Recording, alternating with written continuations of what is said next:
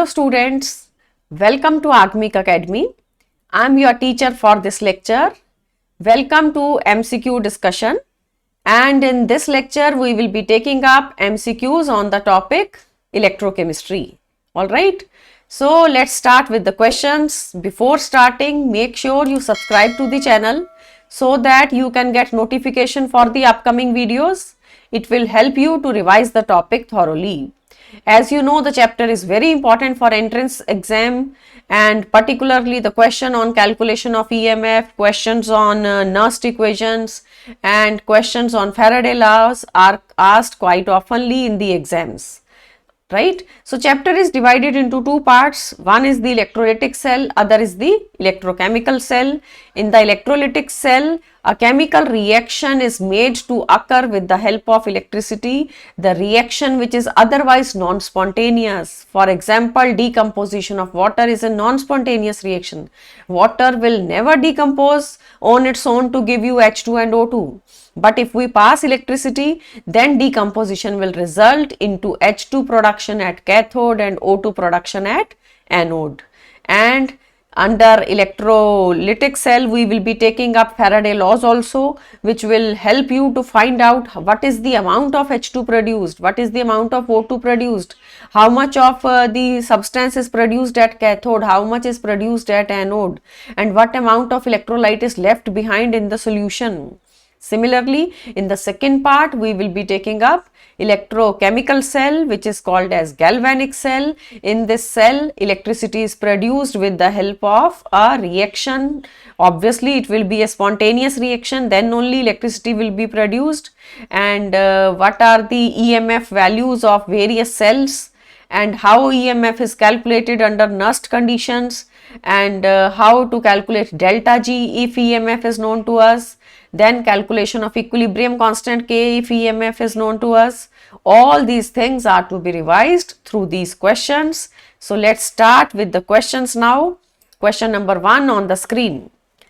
What is the change in oxidation number of carbon in the following reaction? This reaction is given to you. Methane is reacting with chlorine to give CCl4 and HCl. You have to find out the change in oxidation number. So, methane के अंदर हम carbon का oxidation number calculate करेंगे और CCl4 में calculate करेंगे, क्योंकि हमें कार्बन में जो चेंज आ रहा है वो बताना है. Options are from 0 to -4, from +4 to +4, from 0 to +4 और -4 to +4. So let's calculate for carbon in methane, जिसके लिए भी कैलकुलेट करते हैं उसको x ले लेंगे. It is x plus 4 into 1. Hydrogen के लिए always 1 and you are getting x is equal to -4. Coming to the product now. Product है CCl4. Again मुझे कार्बन के लिए कैलकुलेट करना है. x plus 4 into -1 is equal to 0. As a result, the value of x is 4. So what is the change? Change in oxidation state of carbon is from -4 to +4. -4 बेटा methane के अंदर था और CCl4 के अंदर है +4. As a result, आंसर है correct option is D, -4 to +4. That is the answer. Got it? Coming to the next question, question number 2. The number of Faradays required to produce 20 gram of calcium from molten calcium chloride.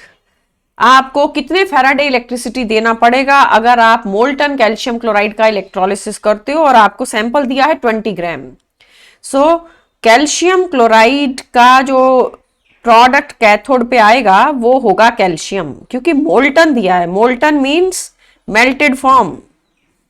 Okay, so at cathode we will have calcium and on anode chlorine will be obtained. Anode पे है chlorine और cathode पे है calcium. तो देखिए, keep in mind calcium का valency +2 होता है. कैल्शियम 2 इलेक्ट्रॉन गेन करेगा और कैल्शियम +2 से ये कैल्शियम बन जाएगा.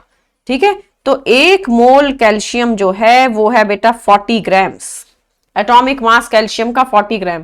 तो for 40 gram calcium to be deposited हमें 1 फैराडे इलेक्ट्रिसिटी चाहिए. 1 फैराडे क्या होता है? 1 Faraday is the charge on 1 mole of electrons. It is the charge on 1 mole of electrons. तो एक इलेक्ट्रॉन का चार्ज हमें मालूम है 1.6 इंटू 10⁻⁻19 कूलम्स, और 1 मोल के लिए क्या करोगे आप, एवोगैड्रो नंबर से मल्टीप्लाई करोगे 6.022 इंटू 10⁻23। आफ्टर मल्टीप्लीकेशन ये अप्रोक्सीमेटली 96500 कूलम आता है। ये राउंड ऑफ करके वैल्यू आती है, ठीक है। एग्जैक्ट वैल्यू तो 96400 समथिंग आएगी, बट राउंड ऑफ करके ये 96500 कूलम। ओके, तो एक कैल्शियम के एटम को डिपॉजिट होने के लिए 2 इलेक्ट्रॉन चाहिए, और अगर हमारे पास 1 मोल कैल्शियम हो तो 2 मोल इलेक्ट्रॉन चाहिए। 2 मोल इलेक्ट्रॉन मतलब 2 Faraday, right. So can I say now 40 gram calcium requires 2 Faraday of electricity. How much electricity? 2 Faraday. And if you are given 20 grams, then obviously it will be half of that, 2 Faraday upon 40 into 20 in the numerator. Your answer is 1 Faraday, right? So question की options देखो. The number of Faradays required for the production of 20 gram of calcium is, your answer is 1 Faraday, means B option is the answer. ठीक है, तो इस तरीके से हमें amount calculate करना है for the production of calcium. Let's come to the next now.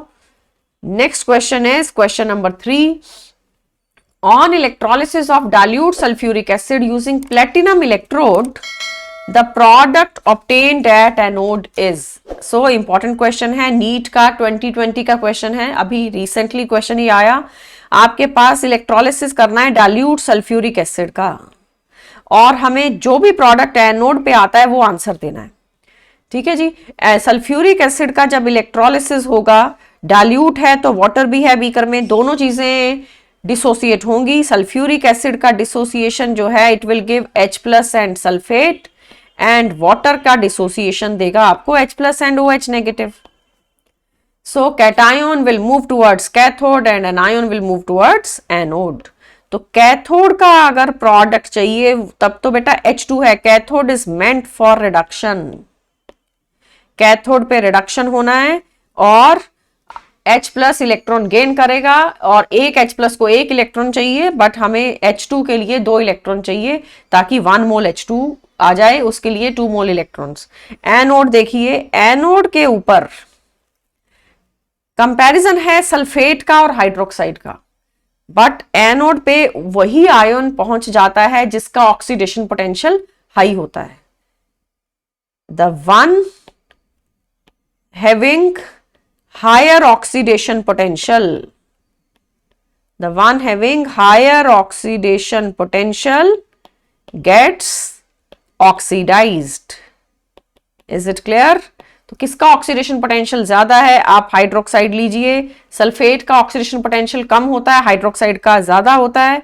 Hydroxide will liberate O2 and H+ will be released out and electron will be released out. Loss of electron को oxidation कहते हैं. ये आपके यहाँ anode पे oxidation reaction हो रहा है और प्रोडक्ट आ रहा है O2.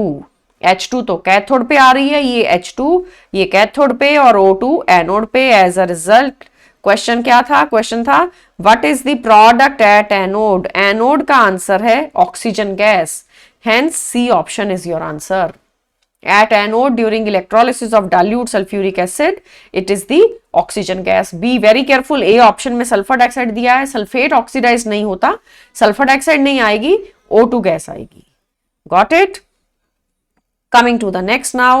This question is on the conductance, molar conductance.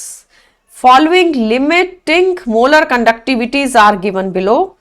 You are given for sulfuric acid, potassium sulphate and potassium acetate. तीनों का बेटा हमें मोलर कंडक्टिविटी का वैल्यू गिवन है. आपको कैलकुलेट करना है for acetic acid. Calculate the conductivity of acetic acid, and not लगा रखा है ना ऊपर. ये नॉट का मतलब है एट इनफाइनाइट डाइल्यूशन. तो this is again a question, previous year question from 2019, NEET का क्वेश्चन है. तो देखिए कोलरिश लॉ की हेल्प से हम ये क्वेश्चन सॉल्व करेंगे। आपको क्या कैलकुलेट करना है, molar conductance at infinite dilution for acetic acid, ये कैलकुलेट करना है। ठीक है, तो एसिटिक एसिड के लिए मतलब हमें एक तो एसीटेट आयन चाहिए और हमें H+ आयन चाहिए, ये दो आयन्स की रिक्वायरमेंट है। अब देखो एसीटेट कहां से मिलेगा और H+ कहां से मिलेगा। आपको तो कुछ इलेक्ट्रोलाइट्स दिए हैं, सल्फ्यूरिक एसिड और दे रखा है पोटेशियम सल्फेट और दे रखा है पोटेशियम एसीटेट।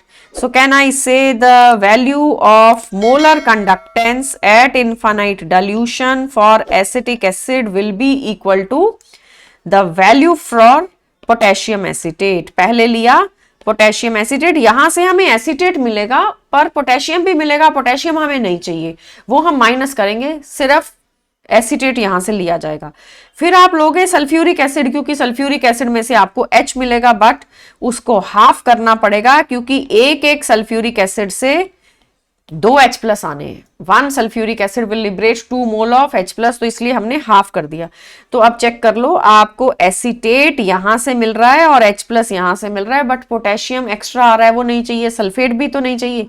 सो वो सब्ट्रैक्ट कर दिया जाएगा, माइनस K2SO4 का इक्विवेलेंट कंडक्टेंस को भी हाफ करेंगे, इक्विवेलेंट नहीं सॉरी मोलर कंडक्टेंसेस है ना, ये मोलर कंडक्टेंसेस हैं, तो उसको हमने हाफ कर दिया, क्योंकि पोटेशियम सल्फेट में से पोटेशियम भी 2 आने हैं, बट हमें तो एक पोटेशियम माइनस करना है और हमें एक सल्फेट माइनस करना है, रादर हाफ सल्फेट माइनस करना है, तो हाफ कर दिया गया। ठीक है, let's substitute the values now. Question में चेक करो, सबसे पहला था हमारी इक्वेशन में पोटेशियम एसीटेट, तो उसका वैल्यू तो Z है। पोटेशियम एसीटेट के लिए हम Z लिखेंगे, सल्फ्यूरिक एसिड के लिए हम X लिखेंगे और K2SO4 के लिए लिखेंगे Y। तो लिखते हैं वैल्यूज। अब ये है Z, उसके बाद half of X minus half of Y। Can I right this is X plus Z plus X minus Y upon 2. This is the molar conductance at infinite dilution for acetic acid. जब solution infinitely dilute होता है तो आप उस salt को, उस electrolyte को उसके आयंस में ब्रेक कर सकते हो, जैसे कि पोटेशियम एसीटेट को हमने ब्रेक कर दिया, पोटेशियम अलग एसीटेट अलग। This is with the help of Kohlrausch law. Kohlrausch law से हमने क्या सीखा है कि अगर आपका सॉल्ट AB है और सोल्यूशन इनफाइनाइटली डाइल्यूट है, मतलब बहुत डाइल्यूट सोल्यूशन है, तब आप उसको ब्रेक कर सकते हो आयंस में, क्योंकि each ion will move independently in the beaker if the solution is infinitely dilute.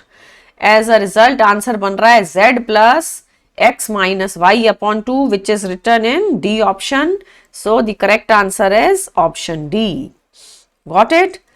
Let's move to the next question now. Question number 5. Oxidation state of chromium in CrO5 is. CrO5 आपको given है, तो chromium का oxidation number निकालना है। Question बहुत important, NEET 2019 का question है।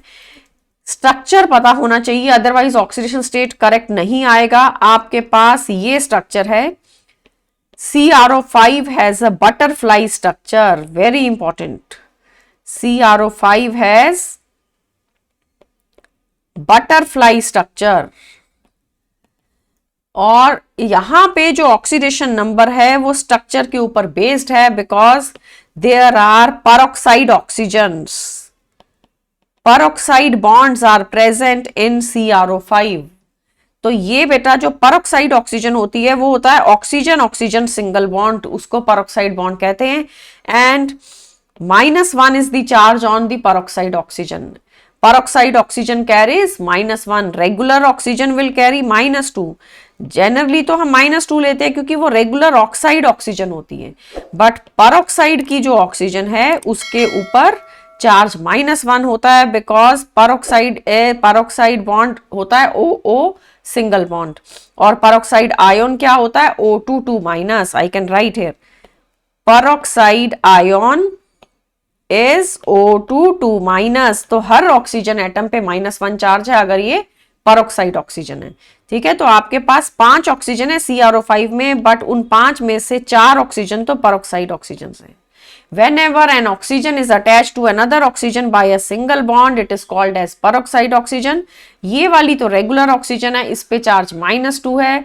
अब हम क्या करेंगे, हम क्रोमियम का ऑक्सीडेशन नंबर कैलकुलेट करेंगे. Let's write X for chromium and we have 1 regular oxygen, we have 4 peroxide oxygens, net charge is equal to 0. ये X हमने क्रोमियम का लिया, ये ऑक्सीजन का जो -2 लिया, ये पेरोक्साइड ऑक्सीजन है.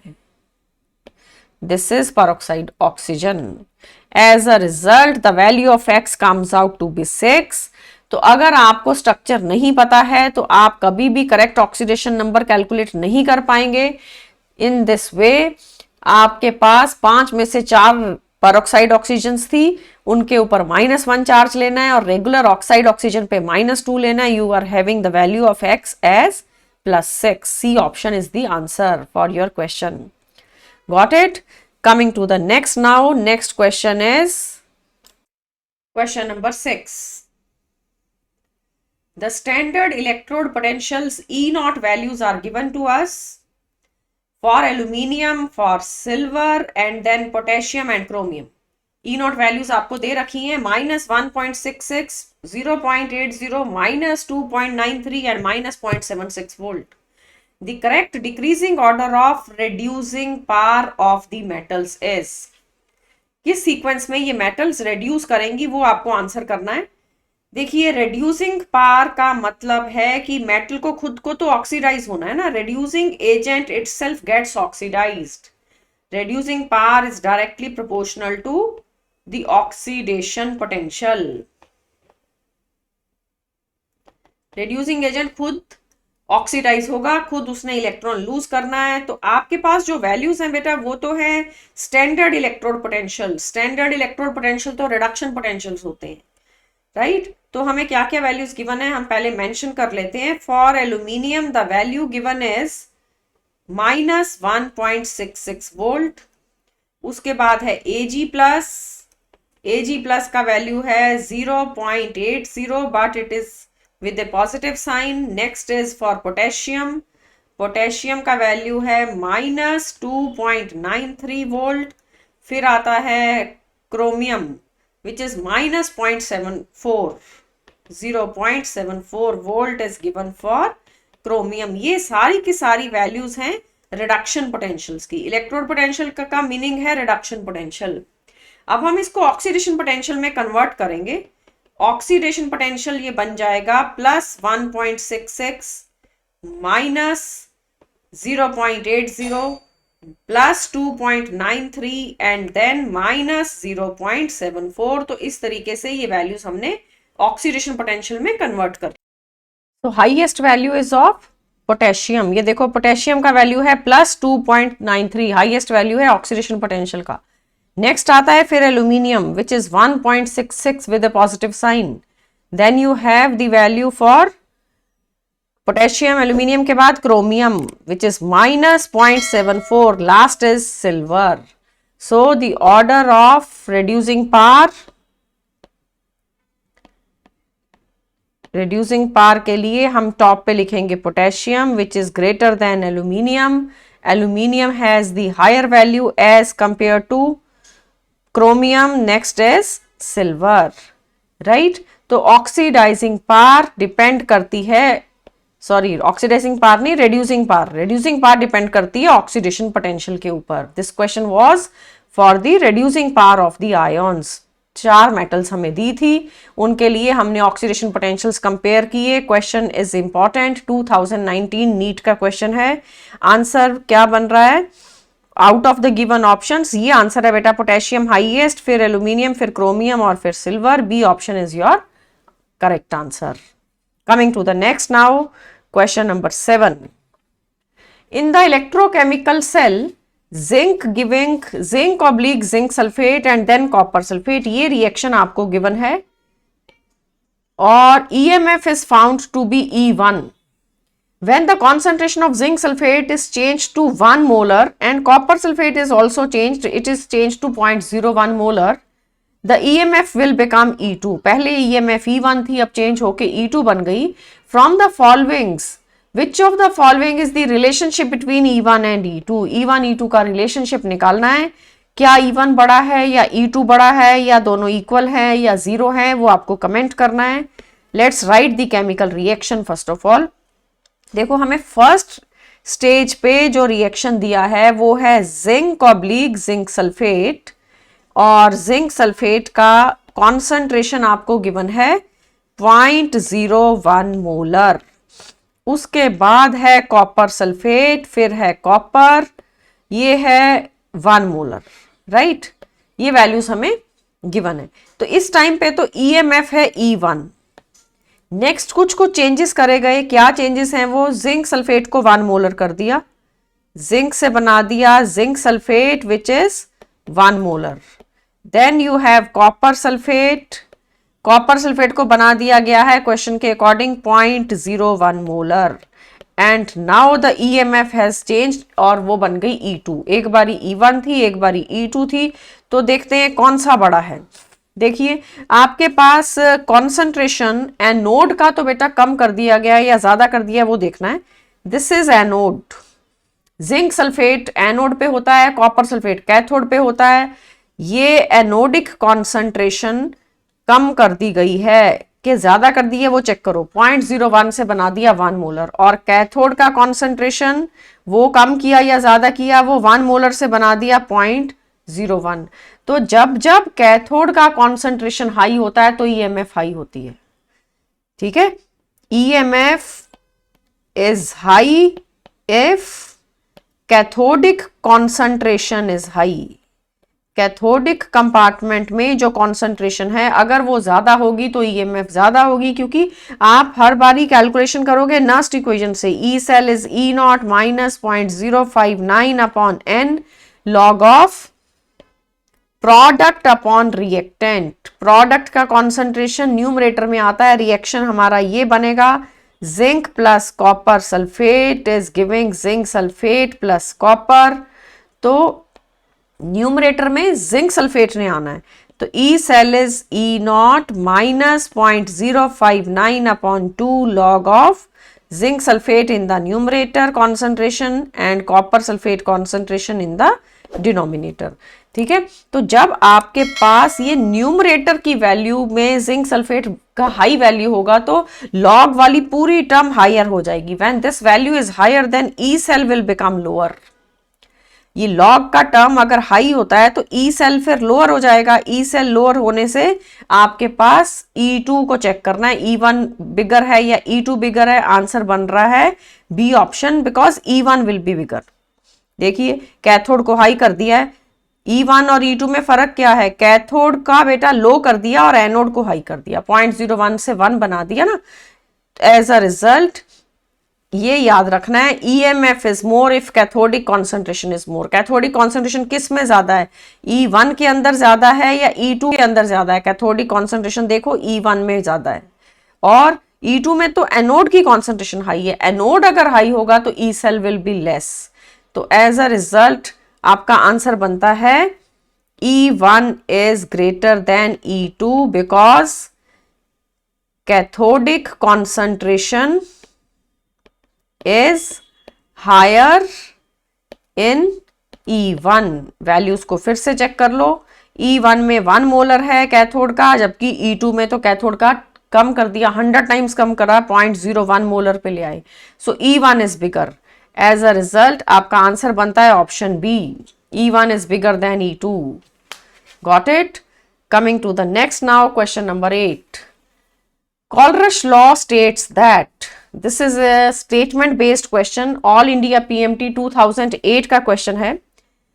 This law states that at infinite dilution, each ion makes definite contribution to the equivalent conductance of an electrolyte, whatever be the nature of the other ion. ठीक है, नेक्स्ट पढ़ते हैं। इसने सेकंड स्टेटमेंट में, B statement में दे दिया, it states that at finite dilution each ion makes, ये गलत हो गया। फाइनाइट डाइल्यूशन नहीं होती, इनफाइनाइटली सॉल्यूशन को डाइल्यूट करना पड़ता है, तभी कॉलरश लॉ अप्लाई होता है। लॉ ये कहता है एट इनफाइनाइट डाइल्यूशन अगर आपका सॉल्ट AB है तो क्योंकि सोल्यूशन इनफाइनाइटली डाइल्यूट है तो वो इंडिपेंडेंटली आयॉन्स ब्रेक हो जाएंगे और अपनी अपनी कंट्रीब्यूशन शो करेंगे। Lambda not for a positive अलग से and lambda B positive B negative अलग से। Each ion moves independently of its co ion if the solution is infinitely dilute. अगर NaCl है और अगर वो इनफाइनाइटली डाइल्यूट है, NaCl लिया, उसका मोलर कंडक्टेंस निकालना है एट इनफाइनाइट डाइल्यूशन, तो it is equal to ionic conductance of Na plus ionic conductance of chloride provided the solution is infinitely dilute. Okay, so each ion will have a definite contribution towards the equivalent conductance. Her ion अगर independently move करेगा तो अपनी अपनी contribution show करेगा towards equivalent conductance whatever be the nature of other ion. Sodium जब chloride के साथ attach ही नहीं होगा इन्फाइनाइटली डाइल्यूट में तो आयन इंडिपेंडेंटली मूव करता है बीकर में, ठीक है। तो दूसरा आयन क्लोराइड है या ब्रोमाइड है उससे सोडियम को फर्क नहीं पड़ेगा, सोडियम का कंट्रीब्यूशन अलग आएगा, क्लोराइड का कंट्रीब्यूशन अलग आएगा। सी स्टेटमेंट में देखो क्या मिस्टेक है, सी में लिखा है depending upon the nature of the other ion, ये गलत है। दूसरे आयन पे तो डिपेंड नहीं करता क्योंकि सोल्यूशन इनफाइनाइटली डाइल्यूट हो जाता है। Got it? So A option answer है। ये कॉलरश लॉ की वजह से ही होता है कि आप NaCl को ब्रेक कर पा रहे हो, आप एसिटिक एसिड को उसके आयन्स में ब्रेक कर पा रहे हो। Coming to the next now, question number 9. 8th question का आंसर हो गया ना, 8th का आंसर ए हमने मार्क कर दिया। Coming to the 9th, number of moles of permanganate required to oxidize 1 mole of ferrous oxalate completely in acidic solution will be. So we are given acidic medium, तो reactions लिखेंगे। Permanganate का reaction ferrous oxalate के साथ करना है। Acidic medium में permanganate 5 electron gain करता है और ये कन्वर्ट हो जाता है into Mn+2 and remaining water is obtained. ये एक बैलेंस रिएक्शन लिख दिया but it is a half reaction, permanganate के लिए लिखा है। 5 कैसे आया? क्योंकि ये पहले +7 होता है और प्रोडक्ट में ये +2 है। 7 से 2 का मतलब 5 इलेक्ट्रॉन इसने गेन किए। दूसरा कंपोनेंट है ferrous oxalate. Ferrous oxalate is FeC2O4।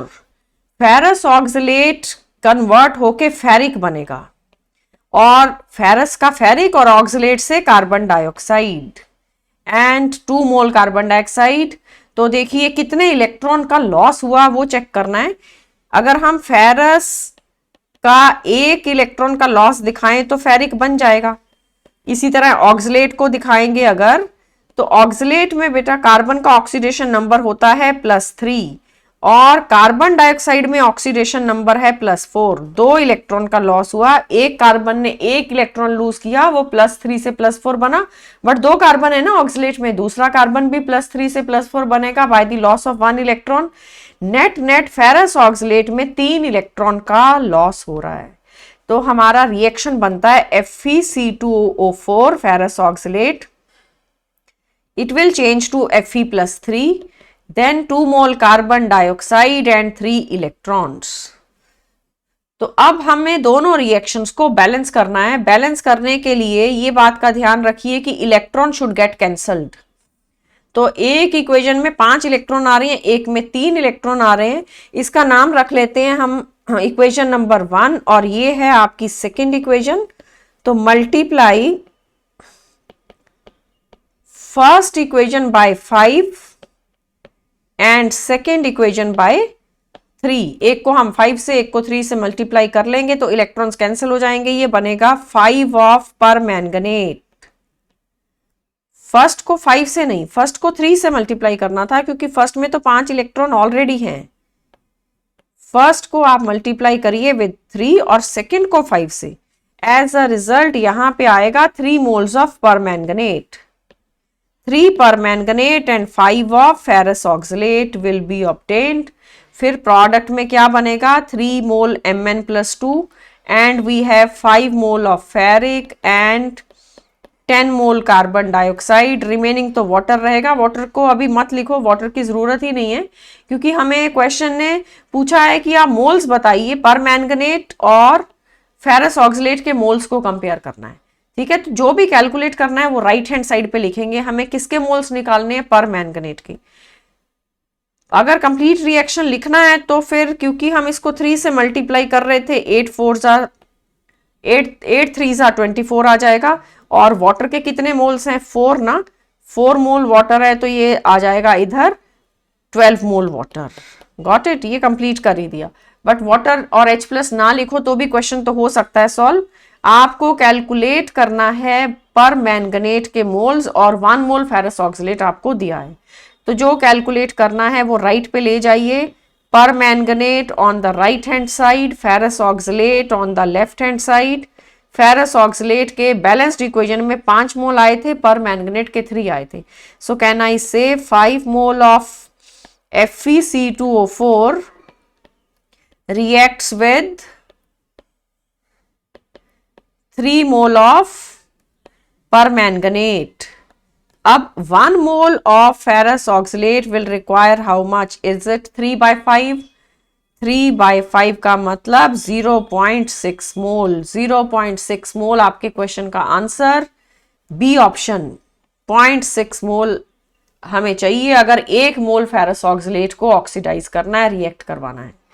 KMnO4 और permanganate ion is a very good oxidising agent. आप देख रहे हो इटसेल्फ तो वो रिड्यूस हो जाता है और ये ऑक्सीडाइज होता है ferrous oxalate. Loss of electron को ठीक से बैलेंस करना है तभी मोल्स का रेशो करेक्ट मिलेगा।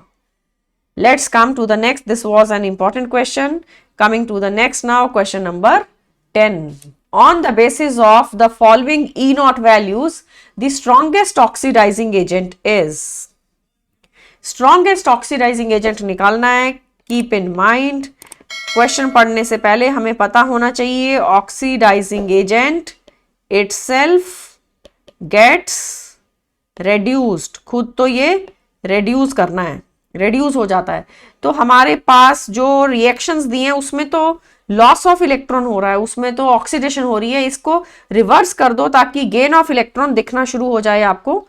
रिवर्स करते हैं तो ये बनता है FeCN6 3 negative and it will gain 1 electron. ये इलेक्ट्रॉन गेन करके बनेगा FeCN6 4 नेगेटिव। और E0 वैल्यू भी चेंज हो जाएगी, उसका साइन चेंज हो जाता है, ये बन गया 0.35।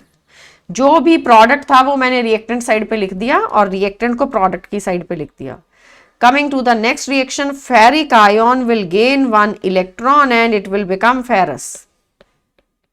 E0 वैल्यू चेक करते हैं। E0 वैल्यू गिवन था -0.77, ये बन गया +0.77 वोल्ट। ठीक है, तो अब देखो हमें बताना था कि स्ट्रॉन्गेस्ट ऑक्सीडाइजिंग एजेंट कौन है। जो सबसे जल्दी रिड्यूस होगा वही अच्छा ऑक्सीडाइजिंग एजेंट है।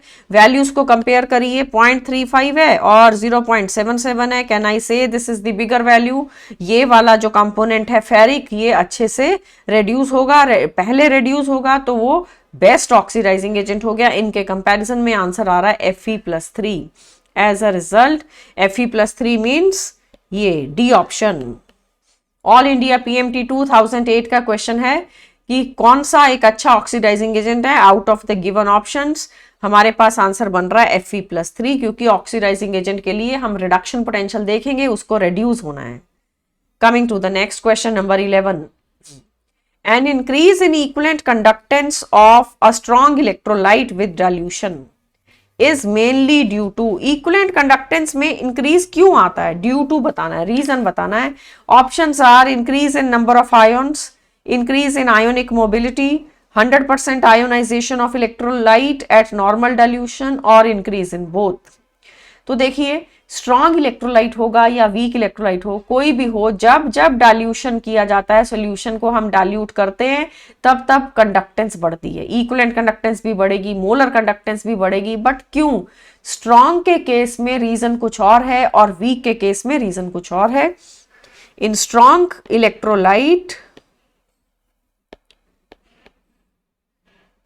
इलेक्ट्रोलाइट में क्वेश्चन ने कहा था इक्विवेलेंट कंडक्टेंस क्यों बढ़ती है? Equivalent conductance increases with dilution because the mobility of ions increases। Mobility of ion increases. Strong electrolyte के केस में आयन तो पहले से ही है, स्ट्रॉन्ग का तो मतलब ही वही है ना कि वो फुली आयोनाइज्ड है, उसमें आयन्स अवेलेबल हैं, बट वो आयन्स के बीच में इंटर आयोनिक इंटरेक्शंस होती हैं। जब आप वाटर डालते हो, आप डाइल्यूट करते हो, तो वो इंटरेक्शंस कम हो जाती हैं। जब वो इंटरेक्शंस कम होंगी तो फिर आयन मूव करेगा ठीक से, आयन की मोबिलिटी बढ़ेगी तो आयन की कंडक्टेंस बढ़ती है, hence equivalent conductance increases. So mobility increases. क्यों इंक्रीज हो गई mobility? Because interionic interactions, interionic interactions decrease with dilution. जब हम डाइल्यूट करते हैं तो आयन्स दूर दूर जाते हैं, उनके बॉन्ड वीक हो जाते हैं, तो फिर उनकी मोबिलिटी बढ़ जाती है। बट वीक में ऐसा नहीं होता, ये स्ट्रॉन्ग इलेक्ट्रोलाइट के बारे में है ये सारी इंफॉर्मेशन। हमारा क्वेश्चन स्ट्रॉन्ग इलेक्ट्रोलाइट पे था। अगर कभी क्वेश्चन वीक इलेक्ट्रोलाइट पे आ जाए तो आपका आंसर है कि equivalent conductance increases with dilution, because उसमें रीजन क्या होता है? Because the degree of dissociation alpha will increase. Degree of dissociation increases, alpha increase होता है, इस वजह से वहां पे भी चेंज आता है। इंक्रीज दोनों में आएगा। आपको स्ट्रॉन्ग इलेक्ट्रोलाइट के लिए पूछा गया था, इसलिए आंसर है ionic mobility. So B is the correct option. Got it? So important था, 2010 ऑल इंडिया पीएमटी का क्वेश्चन था। Coming to the next now, question number 12। For the reduction of silver ions with copper metal, the cell potential was found to be 0.46 volt. The value of delta G will be. Again, a previous year 2010 का question है। Delta जी calculate करना है और हमें reaction दिया है reduction of silver with copper. Silver Ag plus है और कॉपर के साथ इसका रिडक्शन होगा तो बन जाएगा सिल्वर मेटल एंड कॉपर +2। तो 2 इलेक्ट्रॉन्स का चेंज हो रहा है। Ag प्लस तो 1 इलेक्ट्रॉन गेन करता है, पर जब आप रिएक्शन को बैलेंस करोगे तो एक कॉपर में 2 इलेक्ट्रॉन का लॉस है, बट Ag के 2 मोल्स की जरूरत होगी रिएक्शन बैलेंस करने के लिए। सो N का वैल्यू ठीक होना चाहिए। उसके बाद आप डेल्टा G कैलकुलेट कर सकते हो by the relation -NFE0। Delta G0 इस तरीके से कैलकुलेट हो जाएगा। तो फैराडे कांस्टेंट है 96500 एंड E0 वैल्यू क्वेश्चन में गिवन है 0.46। E0 का है 0.46 और पॉजिटिव वैल्यू है। After multiplying delta G negative आएगा। डेल्टा जी नेगेटिव से पता चलता है कि रिएक्शन स्पॉन्टेनियस है। It will be 88780 and this is in joules. हमारे को किलो जूल में कन्वर्ट करना है तो -88.780 kilo joule. Got it? So can it be written as approximately 89 kilojoule? This is delta G0. Approximate value आपके पास C option के अंदर है या B? C में बेटा जूल दिया है, हमें B ऑप्शन आंसर देना है। -89 आ रहा है बट किलो जूल आ रहा है ना कि joule. Clear? Coming to the next question, question number 13। Oxidation state of phosphorus in 3 compounds. You are given H4P2O5, H4P2O6 and H4P2O7। इन सब में फॉस्फोरस का ऑक्सीडेशन स्टेट निकालना है। ऑल इंडिया पीएमटी 2010 का क्वेश्चन है। Let's start with H4P2O5। तो यहां पे हम फॉस्फोरस को X लेंगे और सिंपल कैलकुलेशन, हाइड्रोजन के लिए 1, फॉस्फोरस के लिए मैंने 2X लिखा and oxygen is -2। as a result X का वैल्यू आ जाएगा +3। this will be X equal to 3। coming to the next acid H4P2O6 given है। फिर से 4 into 1 plus 2X plus 6 into -2 is equal to 0। तो ये बन जाएगा X is equal to 4। got it? Regular method से हम कैलकुलेट कर रहे हैं। आगे है pyrophosphoric acid H4P2O7। H4P2O7 is given. उसके लिए फिर से हमने X लिया फॉस्फोरस का और हाइड्रोजन का तो 1 लेना है ना। सो 4 into 1 plus 2X plus oxygen 7 into -2 is equal to 0। तो ये क्या बन रहा है, x is equal to 5, x is equal to +5, all are the positive values, एक आ रहा है +3, एक +4, एक +5। फर्स्ट वाले में 3 था, ए ऑप्शन आपके क्वेश्चन का आंसर, फर्स्ट का 3, सेकंड का 4 और थर्ड का 5। Got it? So in this way we have calculated the oxidation state of phosphorus in various acids. Simple question, but ऐसे क्वेश्चन आते हैं, 2010 का क्वेश्चन है ये। Let's come to the next now. The electrode potential of copper +2 to copper +1 is given, and electrode potential of copper +1 से copper 0 भी given है। दोनों के वैल्यूज आपको पॉजिटिव दिए हैं। Find out the value of copper +2 to copper 0. Important question, पहले जो इंफॉर्मेशन गिवन है हम वो नोट डाउन करते हैं। कॉपर +2 एंड 1 इलेक्ट्रॉन, इनसे बन जाता है copper +1 and E not value is +0.15 volt. ठीक है, फिर आगे है दूसरा रिएक्शन क्या गिवन है, copper +1 is gaining 1 electron, copper +1 plus electron से बना कॉपर, और ये वैल्यू है 0.50। Both the values are given to you, chemical reactions are given. जो कैलकुलेट करना है वो है कॉपर +2 चेंजिंग टू कॉपर 0। वो कैसे चेंज होगा, by gaining 2 electrons. E cell is question mark. तो डायरेक्ट एडिशन सब्ट्रैक्शन पॉसिबल नहीं है, याद रखिए। Whenever a metal is in various oxidation state you can not add और you can not subtract directly, delta G में convert करना पड़ेगा। EMF एक इंटेंसिव प्रॉपर्टी होती है, उसमें डायरेक्ट एडिशन पॉसिबल नहीं है, right. We can mention when ever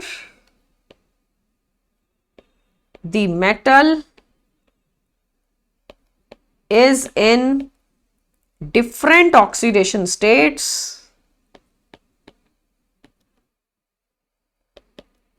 E naught values are not added directly। फिर आप E naught values को डायरेक्टली ऐड नहीं कर सकते, आपको डेल्टा जी बनाना पड़ेगा। फर्स्ट रिएक्शन के लिए डेल्टा जी बनाते हैं, copper +2 plus electron is giving copper +1, delta G is -NF into E not.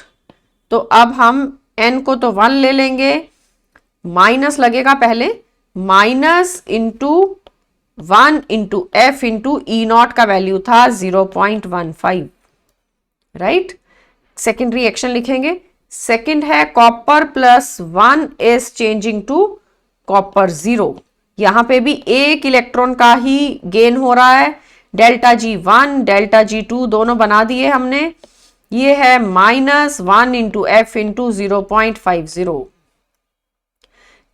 Third is the reaction for which we have to do the calculation, copper +2 changing to copper 0।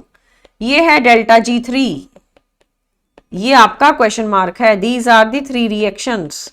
Can I say by adding first and second we can get third reaction? ये आपके 1, 2, 3 reactions थे। So delta G1 plus delta G2, इन दोनों को add करिए, दोनों reactions को add करोगे तो डेल्टा जी को भी ऐड करना पड़ेगा, डेल्टा G3 मिल जाएगा। तो अगर हमारे पास डेल्टा G3 का वैल्यू लिखना है तो ये बनेगा -2 इंटू F इंटू E3। यहां पे 2 इलेक्ट्रॉन का गेन हो रहा है, इसलिए मैंने N की वैल्यू 2 लिया है।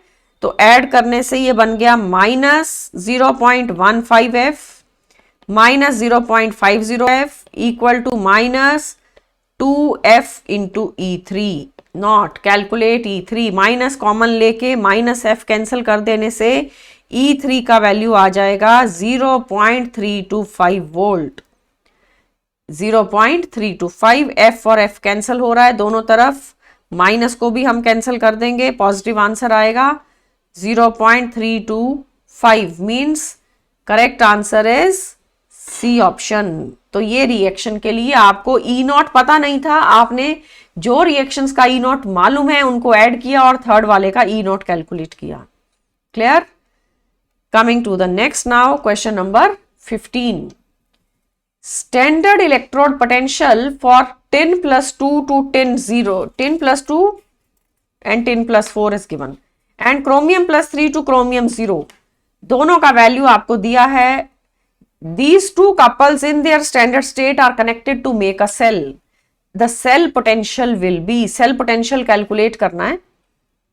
देखिए पहले ये डिसाइड करना पड़ेगा रेड्यूस कौन हो रहा है और ऑक्सीडाइज कौन हो रहा है. तो रिएक्शन लिखने से पहले वैल्यूज नोट करते हैं. For tin plus 4 gaining 2 electrons changing to tin plus 2 this value is 0.15 volt. उसके बाद है क्रोमियम प्लस 3, ये 3 इलेक्ट्रॉन गेन करेगा और ये बनेगा chromium and the value is -0.74 volt. दोनों का वैल्यू आपको मिल गया. तो जिसका रिडक्शन पोटेंशियल हाई है वही रिड्यूस होगा, तो tin plus 4 रिड्यूस होगा. As a result E cell will be calculated as E naught of cathode minus E naught of anode. मतलब E naught टिन को हम कैथोड पे रखेंगे और क्रोमियम को रखेंगे एनोड के ऊपर. कैथोड का वैल्यू है 0.15, एनोड का वैल्यू है -0.74. माइनस माइनस प्लस हो जाएगा and after opening the bracket you will get 0.89 volt. This is the cell EMF. आपका सेल कितना इलेक्ट्रिसिटी प्रोड्यूस कर रहा है? 0.89 volt. So be careful for the selection of cathode and anode. जो reduce हो रहा है वही कैथोड बनेगा, जो ऑक्सीडाइज हो रहा है वो एनोड होगा. Got the answer 0.89. Clear? Let's come to the next question now. Question number 16. The next question is standard electrode potential of 3 metals X, Y and Z are given. 3 metals के potentials हैं हमारे पास -1.2 plus 0.5 minus 3.0 respectively. Reducing power of these metals will be. All India PMT 2011 का question है. reducing power के ऊपर हमें comment करना है. reducing power का मतलब है कि खुद ऑक्सीडाइज होना पड़ेगा. reducing एजेंट को खुद ऑक्सीडाइज होना पड़ता है. so reducing power is directly proportional to the oxidation potential. Oxidation potential देखिए, ये तो सारे रिडक्शन पोटेंशियल्स गिवन हैं. X का रिडक्शन पोटेंशियल हमें कितना दिया गया है? -1.2. फिर इसको पहले ठीक से लिख देते हैं, -1.2 वोल्ट. फिर Y का दिया है +0.5. फिर Z का दिया है -3.0. अब हम इनके ऑक्सीडेशन पोटेंशियल्स बनाएंगे. ऑक्सीडेशन पोटेंशियल के लिए साइन ऑपोजिट कर दिया जाएगा. ये बन गया +1.2 -0.5 +3.0. तो सबके आपके पास ऑक्सीडेशन पोटेंशियल आ गए. हाईएस्ट ऑक्सीडेशन पोटेंशियल तो Z का है. Z has the highest oxidation potential. उसके बाद X, उसके बाद Y. सो जो भी ऑक्सीडेशन पोटेंशियल का ऑर्डर होता है वही रिड्यूसिंग पावर का ऑर्डर होगा. Reducing power of Z is more than X and it is more than Y. सो इस तरह के क्वेश्चन हैं जो इलेक्ट्रोकेमिकल सीरीज के ऊपर based. Z greater than X greater than Y, that is D option. So ऐसे questions काफी बार आते हैं. They are based on the comparison on the basis of electrochemical series. All India PMT 2011 में ये question आया है. Let's come to the next one now. In which of the following compounds nitrogen exhibits the highest oxidation state? Again, previous year question 2012 का question है. highest oxidation state कहाँ पे है nitrogen का? We have to calculate for all the options. पहले A option में NH2OH आपको given है. नाइट्रोजन के लिए हम ले लेंगे X and you can have 1 for hydrogen. 2 hydrogen हैं और OH का ले लेते हैं -1. OH carries -1 and hydrogen carries +1. Net charge is equal to 0. As a result हमारे पास X का वैल्यू आ रहा है -1. Clear? X is coming out to be -1. Come to the second option. Second option में है N2H4. N2H4 को देखिए. So B option में है N2H4. N2H4 means 2X for nitrogen and hydrogen है +1 the value of x is -2। x का value आपके पास आ रहा है -2। इस रेगुलर तरीके से हम ऑक्सीडेशन नंबर कैलकुलेट कर रहे हैं। C option is NH3, it is x + 3 × -1 is equal to 0. So x is equal to -3. Coming to the last, D option है N3H। N3H में नाइट्रोजन हमेशा से हम x लेंगे क्योंकि नाइट्रोजन का कैलकुलेट हो रहा है, hydrogen is 1, x value is equal to -1/3। So सारे नेगेटिव वैल्यूज आ रहे हैं। हाईएस्ट आपको पूछा जा रहा है, highest oxidation state is the D option, क्योंकि एक आया -1, second is -2, -3 and -1/3. -1/3 is the biggest value. Simple question but little confusing. Be careful. Coming to the next question, number 18. A mixture of potassium chlorate and you have oxalic acid and sulfuric acid, इन तीनों को heat कर दिया गया. It is heated. During the reaction, which element undergoes maximum change in the oxidation number? क्या reaction होगा पहले वो देखना पड़ेगा। KClO3 है पोटेशियम क्लोरेट, इसको ट्रीट करेंगे with oxalic acid. Oxalic acid है COOH और सल्फ्यूरिक एसिड की प्रेजेंस में रिएक्शन होना है, ये गिवन है। ऑक्सैलिक एसिड सल्फ्यूरिक एसिड का मिक्सचर है तो पोटेशियम सल्फेट बनेगा और KCl बनेगा। You will have K2SO4 and KClO3 से निकलेगा KCl and carbon dioxide and water. तो चेंज कहाँ कहाँ हो रहा है ऑक्सीडेशन नंबर का वो देखते हैं।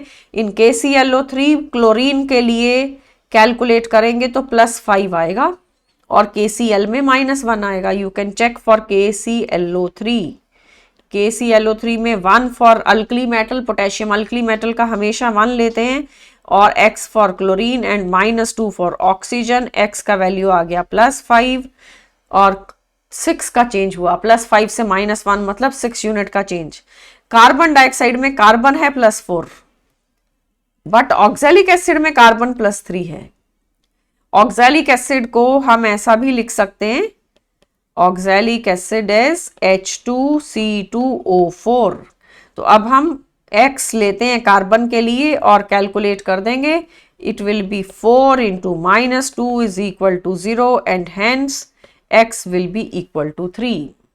Got it? तो कार्बन डाइऑक्साइड में 4 है बट उधर ऑक्सैलिक एसिड में 3 है, तो कार्बन में चेंज है, क्लोरीन में चेंज है, सल्फर में चेंज नहीं आएगा क्योंकि सल्फेट इज +6 सल्फर, और पोटेशियम सल्फेट में भी तो सल्फेट है ना, तो सल्फर तो दोनों में +6 है। हाइड्रोजन में कोई चेंज नहीं है, हाइड्रोजन +1 है, रिएक्टेंट हो चाहे प्रोडक्ट हो। रिएक्टेंट में सल्फ्यूरिक एसिड है, प्रोडक्ट में वाटर है, hydrogen is +1। So which element undergoes the maximum change in oxidation state? आपका आंसर आ रहा है chlorine. Chlorine means D option. Maximum oxidation state का चेंज क्लोरीन में आ रहा है। रिएक्शन प्रोडक्ट लिखना आना चाहिए, तभी आप ऑक्सीडेशन का चेंज कैलकुलेट कर पाओगे। Let's come to the next now. 19th.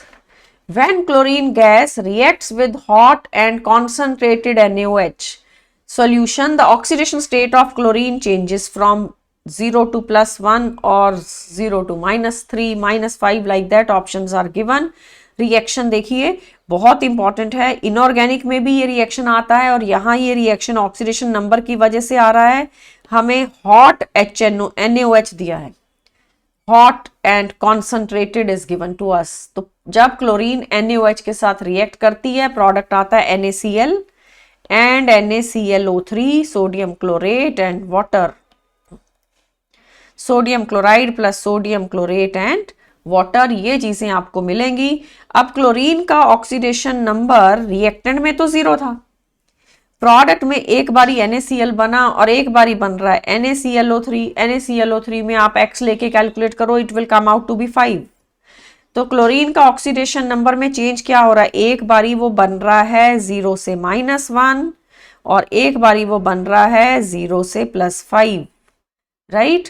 सो 0 से -1, 0 से +5 means our answer will be C option. पहले -1 और फिर +5 गिवन है। प्रोडक्ट ठीक से पता होना चाहिए। NaClO3 कब बनता है? जब हॉट NaOH हो। अगर यहाँ कोल्ड होता तो फिर NaOCl बनता है। So product is important, then only the correct oxidation number will be obtained. So coming to the next now, question number 20. A hydrogen gas electrode is made by dipping platinum wire in a solution of HCl of pH 10 and by passing the hydrogen gas around the platinum wire at 1 atmosphere pressure. The oxidation potential of the electrode would be. देखिए oxidation potential निकालना है तो reaction oxidation की terms में हम लिखेंगे H2 का दिखाइए loss of electron. Loss of electron के बाद ये H2 से H प्लस बन गया, ठीक है, H plus and electron is separated out. आपको ऑक्सीडेशन पोटेंशियल लिखना है E cell is by Nernst equation E naught minus 0.059 upon N log of H plus. Product को न्यूमरेटर में और रिएक्टेंट को डिनोमिनेटर में लिखेंगे and the stoichiometric coefficient will be raise to the power. अब देखो क्या क्या वैल्यूज दी हैं। H2 का प्रेशर हमें 1 एटमॉस्फेयर गिवन है और H प्लस का कॉन्सेंट्रेशन हमें pH की टर्म्स में गिवन है। pH हमें 10 दे रखा है, तो क्या हम इसको ऐसा लिख सकते हैं, ये E not 0 for standard hydrogen electrode E not value 0 होती है, N का वैल्यू आपने 1 लिया, this is log H plus, ये तो 1 हो गया, 1 का रूट तो 1 ही होता है। एज ए रिजल्ट आपकी इक्वेशन का जो डिनोमिनेटर है वो तो 1 बन गया। Can it be written as E is equal to minus 0.059 into log of H plus. Can I say log H, negative log H plus जो होता है वो pH होती है। This is nothing but pH, hence the equation will reduce to E cell is equal to 0.059 into pH. Can it be written pH is equal to minus log H plus? ये हम highlight कर देते हैं, ये equation हमने apply कर दी। pH का value दिया गया है 10, क्वेश्चन के अंदर दिया था, चेक कर लो, 10 pH was given to us. It is 10 and after multiplying you will get E cell is equal to 0.59 volt. 0.59 volt देखिए कहाँ है, 0.59 means option B.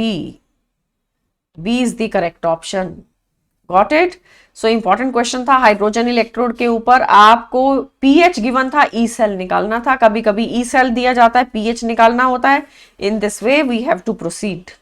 Oxidation potential का क्वेश्चन है, कभी कभी रिडक्शन पोटेंशियल दिया है तो फिर हम रिएक्शन रिडक्शन की फॉर्म में लिखेंगे, फिर गेन ऑफ इलेक्ट्रॉन दिखाएंगे, यहां loss of electron. Let's move on to the next question, question 21। It is previous year 2013 NEET का क्वेश्चन है। At 25 degree Celsius molar conductance of 0.1 molar aqueous solution of ammonium hydroxide is given and at infinite dilution its molar conductance is given. तो जो दिया हम note करते हैं पहले। Ammonium hydroxide molar conductance at some concentration 0.1 molar, वो कितना दिया है 9.54 and units are ohm inverse centimetre square per mole. उसके बाद for infinite dilution molar conductance at infinite dilution is 238, this is also for ammonium hydroxide. What is to be calculated? The degree of ionization. Degree of ionization of ammonium hydroxide alpha calculate करना है। तो alpha के लिए क्या relation होता है, molar conductance at concentration C upon molar conductance at infinite dilution. इस ratio से आपको डिग्री ऑफ डिसोसिएशन मिल जाएगा, मतलब कि बीकर में आयन और या कह लो इलेक्ट्रोलाइट कितना कंडक्ट कर रहा है। इनफाइनाइट डाइल्यूशन हो अगर तो ये 238 कर सकता है, पर आपने इनफाइनाइटली डाइल्यूट नहीं किया इसलिए ये 9.54 कंडक्ट कर रहा है। सो दोनों को डिवाइड करने से आपके पास वैल्यू मिल जाएगी अल्फा की, it will come out to be 0.04008। तो परसेंट अल्फा निकालना है। परसेंट अल्फा मतलब इसको 100 से मल्टीप्लाई करिए, 4.008%। देखिए ऑप्शंस में परसेंटेज में आंसर देना है ना, percentage is 4.008. C part is the answer. Clear? Simple question था, इंपॉर्टेंट था. आयन की कंडक्टेंस इलेक्ट्रोलाइट की कंडक्टेंस डिपेंड करती है कि सॉल्यूशन कितना डाइल्यूट है. डाइल्यूट है तो ज्यादा कंडक्ट करेगा और इनफाइनाइटली डाइल्यूट है तो मैक्सिमम कंडक्ट करेगा. Let's come to the next now. Question number 22. A button cell used in watches functions as follows. You are given a cell and reaction is between zinc and Ag2O in presence of water. Product has silver metal and zinc plus 2. And half cell potentials are given. Half cell potentials आपको given है. Complete cell का cell potential calculate करना है. Let's write the reactions first. We are given zinc changing to zinc plus 2. नहीं, पहले दिया है gain of electron. Zinc electron gain कर रहा है तो हम ऐसा करते हैं, इसको लॉस ऑफ इलेक्ट्रॉन की टर्म में लिख लेते हैं क्योंकि जिंक ने तो ऑक्सीडाइज होना है. तो लॉस ऑफ इलेक्ट्रॉन अगर आप लिखोगे ये बन जाएगा 0.74. मैंने ऑक्सीडेशन पोटेंशियल दिखा दिया है जिंक का. अब हम आ जाते हैं दूसरा सिल्वर, उसका रिडक्शन पोटेंशियल, क्योंकि जिसने रिड्यूस होना है उसका रिडक्शन पोटेंशियल दिखाएंगे. Ag2O and it is reacting with water gaining 2 electrons and changing to silver 2 mole and 2 hydroxide. इसका भी E नॉट हमें गिवन है, कितना है 0.34 वोल्ट. अब आप नेट रिएक्शन के लिए क्या करो, दोनों को ऐड कर दो. दोनों को अगर हम ऐड करते हैं तो ये इलेक्ट्रॉन्स कैंसिल हो जाएंगे. Rest everything is required in the final equation. ये आपकी फर्स्ट इक्वेशन, ये second equation. If we add 1 + 2 तो ये इक्वेशन आ जाएगी zinc plus Ag2O plus water. Product is zinc plus 2 and 2 mole Ag and 2 hydroxide. Oxidation potential zinc का लेना है, रिडक्शन पोटेंशियल सिल्वर का लेना है. It is equal to E naught of oxidation plus E naught of reduction potential. तो ये आ गया 0.76 plus 0.34. दोनों को ऐड करने से वैल्यू बनती है 1.10 volt. That means the cell, जो बटन सेल के अंदर रिएक्शन हो रहा है वो 1.10 वोल्ट इलेक्ट्रिसिटी प्रोड्यूस करेगा, which means A option is the answer. 1.10 volt electricity is produced. Got it? So simple question था बट इंपॉर्टेंट था कि सेल ईएमएफ कैसे कैलकुलेट करते हैं for the button cell. So that is all about the lecture. We have taken up many questions on the EMF calculation, questions on oxidation number calculation. Some oxidation numbers are based on structure, so they are exceptional oxidation number. जैसे कि CrO5 में आपने देखा peroxide linkage है.